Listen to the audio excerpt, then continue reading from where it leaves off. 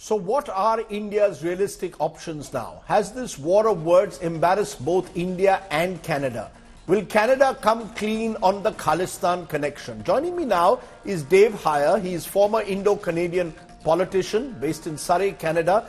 And he suffered a personal tragedy because his father was killed, assassinated by alleged Khalistanis. Samir Kaushal is Indo-Canadian journalist based in Vancouver, and Vivek Kajju is former secretary at the Ministry of External Affairs. I want to come to you, Dave, first. Can you tell us your story and how you see what has happened in the last few days? You're on mute, Dave. You're on mute. It is sad what has happened between Canada and India in the last few days, especially since Monday. And I think, first of all, I want to say, look, my condolences go to the Pradeep Nijjar's family. I don't know if he has done things in India or not, but I'm saying in Canada he didn't do. But what the Prime Minister did by making an announcement in Parliament building in chambers without bringing any proof, what he should have done was probably brought some of the senior police officials, explained to what information they had, made a statement that time rather than just going accusing India. I don't know what evidence is there or not. If India was involved, it is wrong, but we haven't seen any information. But on the other hand, at the Guru Nanak Sikh Temple in Surrey, where Nijjar was shot, they have a picture of Talvinder Singh Parmar, and on Monday they also had a picture of Talvinder Singh Parmar and Nijjar together. And Talvinder Singh Parmar was the mastermind, which was accepted by everybody for India bombing that killed 331 people, including 280 were Canadian citizens, over 86 were kids. And it is wrong to show pictures of terrorists as heroes any place, especially in the public. But sadly enough, our Canadian laws are not strong enough when it comes to the police to stop those type of pictures being shown as the heroes in the public, and probably trying to convert some of the people to saying it's okay to support some of these terrorists. I mean, and that is a sad part.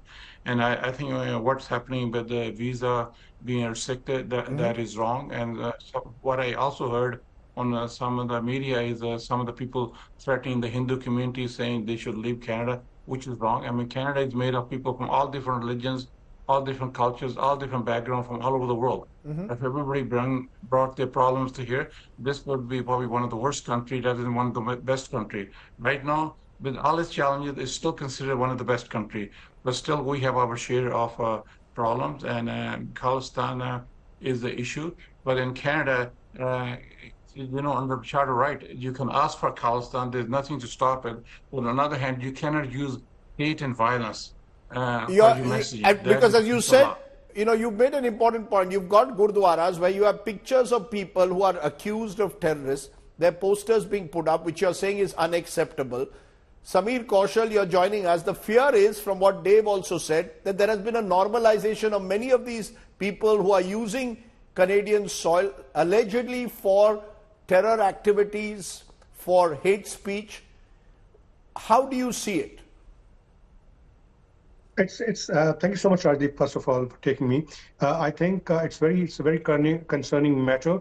And yes, it is normalizing day by day. But if you look at the hypocrisy of the authorities over here, the same referendum, though I'm not against or in favor of the referendum, this same referendum, which happened a few days back in one of the Gurudwara, the prominent Gurudwara, where Mr. Hardeep Singh Nijjar was president, the same referendum was cancelled in a school, and that has been cancelled by the school district. They said that they were showing pictures of a weapon in the school, and that was going beyond their policies. So the city authority, the provincial authority, the federal authority, they let that same pictures go circulate, published in whole of the city, not just in the city, over the internet as well. I'm not understanding the incident of this murder, the unfortunate murder, happened in Canada, in the city of Surrey. The investigation agency is the police of jurisdiction, city of Surrey RCMP. And what kind of evidence Mr. Justin Trudeau is asking from India? Yes, I am very much sure, because he's the Honorable Prime Minister of Canada, and he's representing Canada on the international platform.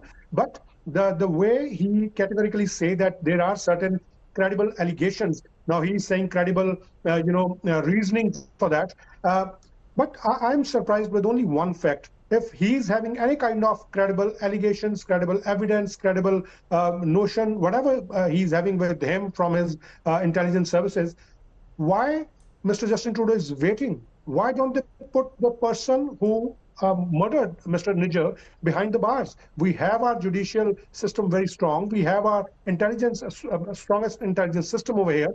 Why are we waiting? If we let me stop you, Samir, let me stop you, because that is precisely what is the question being asked in India. You have credible evidence, put it out in the public domain. But what you're doing at the moment, you're shooting and scooting in a manner that is ill-befitting, many would say, a leader of a sovereign democratic nation. And therefore, Vivek Karju, how should India respond?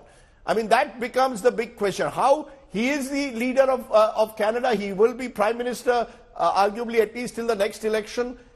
Canada is a country with a large Indian population, some of whom retain their Indian citizenship. How should India respond according to you? I think India should point out the contradictions in what Mr. Trudeau is saying and what Canada does. Mr. Trudeau is eloquent in saying that Canada would like to pursue and wants the international rules-based order to be pursued. If that is the case, then why is it that for over 4 decades, Canada has allowed terrorist activities to be carried out from its soil, and all evidence given to them has been brushed aside? That is one. Two, there is major lacuna in Canadian laws, and Canada has done nothing to address them. And third, and I say this, Rajdeep, with a sense of regret, but with a sense of responsibility, Canada's justice system has a racist attitude towards justice systems of other countries. They think that our justice system is simply not good enough, so that when we send them letters rogatory, when our judges and our prosecutors and our police investigation agencies send them material, they look upon it with the deepest suspicion. That is racist. That is not a rules-based order. But that is why... Those are very strong words. The question, therefore, is what do we do now? Do we call out Canada publicly, given the fact that Canada is part of an alliance that includes the United States, and therefore the US today is saying we will not give special exemption to India on the allegation? What should we be doing? Should we call out Canada day after day publicly? I think this is the time for mature diplomacy. One, we should call out Canada for the reasons that I've told you. Two, we must explain our position and all that we've done with Canada with the major powers. And three, we should use language which is mature, which is in keeping with our old diplomatic traditions. We don't have to go ballistic with our language. Our arguments must speak for themselves. You know, you're saying that to me, that our arguments must speak for themselves, but it's a fine line, isn't it? Because the Canadians, you know, if they do have credible evidence, not in the public domain at the moment, but if they were to tomorrow provide it, it could be hugely embarrassing. Should all of this be settled behind closed doors, Mr. Karju? Look, ultimately, matters have to be resolved by wise men behind in quiet conversations. But unfortunately, the public statements of the Prime Minister of Canada in his house, the rallying, unfortunately, that day, the Canadian political class rallied around him. Later on, they are asking him for evidence, but that day, all of them stood together with him, has raised hackles here, and I don't see that coming down. I think temperatures will unfortunately rise. It will trouble a lot of people, but this is something which Canada has precipitated. Quite frankly, they have precipitated it, and they must address it. Can I ask Dave Hire there in Surrey, where this killing happened? How do the people there, Dave, see it? Is Niger seen as some kind of a heroic figure? as some kind of a martyred figure, or is there a recognition that many of the people who are in Canada are today flirting with the Khalistani movement, have resorted to hate speech and violence that you spoke about? How does the Indian community in Surrey look at what's happening, Mr. Haya? I think probably 80 to 90% of the Indo-Canadian community in Surrey and in Canada don't really agree with the Khalistan issues. They think if they want Khalistan, they should go deal with it in India rather than in Canada. But there's a probably smaller minority, probably around 10%, maybe 15% maximum, who are behind this. And usually they get all the press coverage, media coverage with the politician.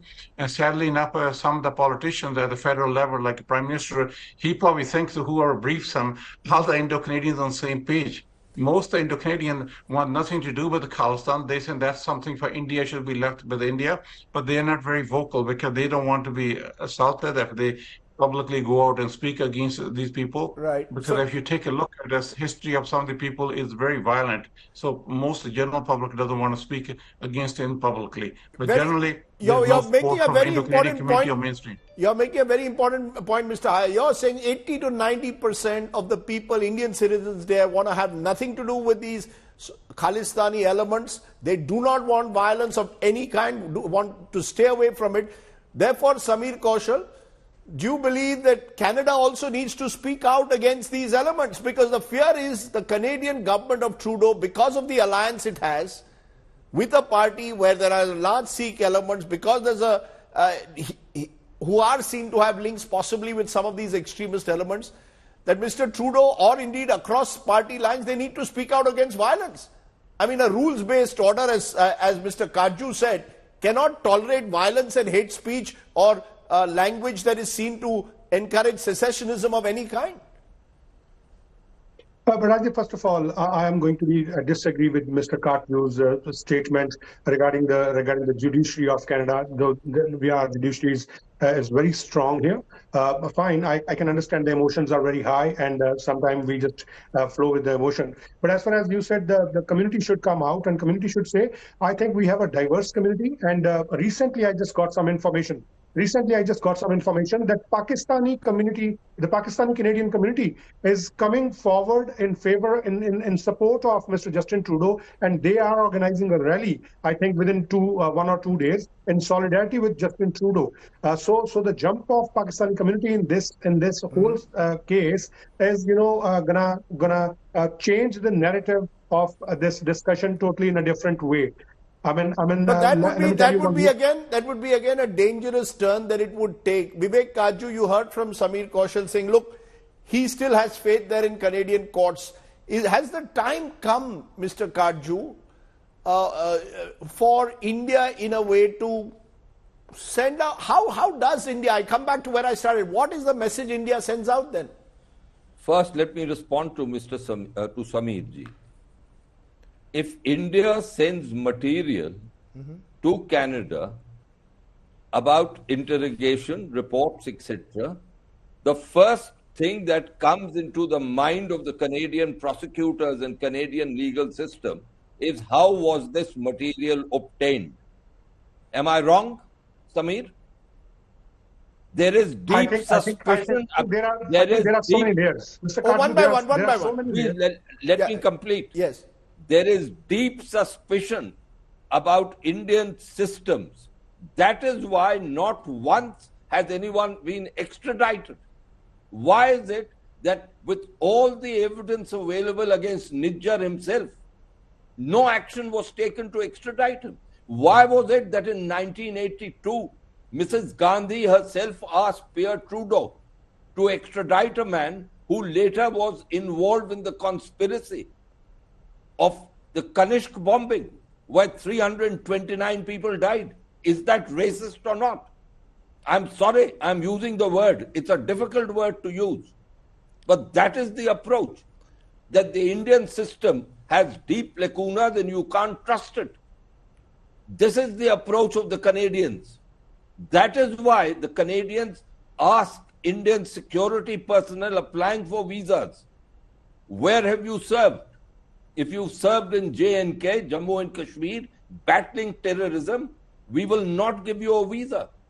They ask questions that no sovereign government is entitled to ask.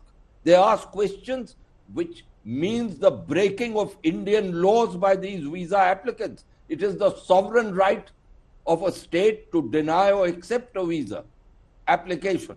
It is not the sovereign right of a state, Samir, to ask a visa applicant to break his own laws. Right. That is why it is racist. Okay. That's a word one should use, of course, very carefully. I am using it carefully with the Canadians. I want to give Samir 15 seconds to respond. You're speaking to us all the way from Vancouver. A quick response, Samir. Absolutely, I think the word, the choice of the word does matter over here.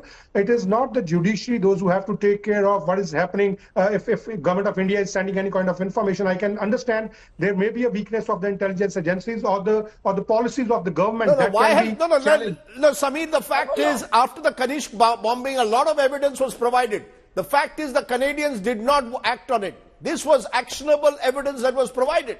And that's why the sense is people have got away in Canada for too long, and the time has come to call them out. Yes, it's not easy, but it has to be done.